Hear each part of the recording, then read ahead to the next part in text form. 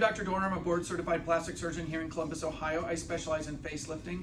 A lot of our patients are asking, how do you find a good facelift surgeon? So it's very difficult with facelifting because there's a lot of different techniques.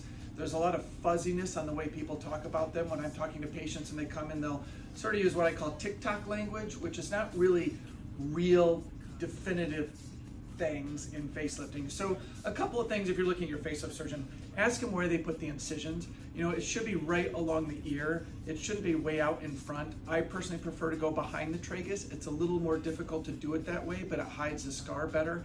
Ask them how far out under the SMAS they dissect. Do they see the zygomaticus major muscle? Are they going all the way that far out?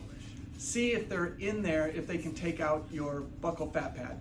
You may or may not want the buccal fat pad taken out, but if you ask that question and they say yes, you know they're pretty far deep in the mid-face and they're doing a good job with that. Check and see how far down in the neck they do. Are they going to do a platysmoplasty for you to make sure that your angle is good? Which way they pull the skin, because some people pull it in weird directions and it gets weird swoops. Like this patient today has the weird neck swoops that we're going to try and get rid of.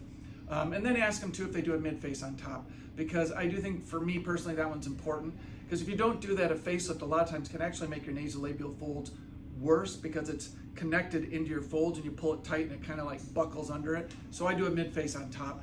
Those kind of questions are kind of going to get to the meat of what the facelift is, and depending on their answers you might get a better feel for where you are with that surgeon, or just come see me.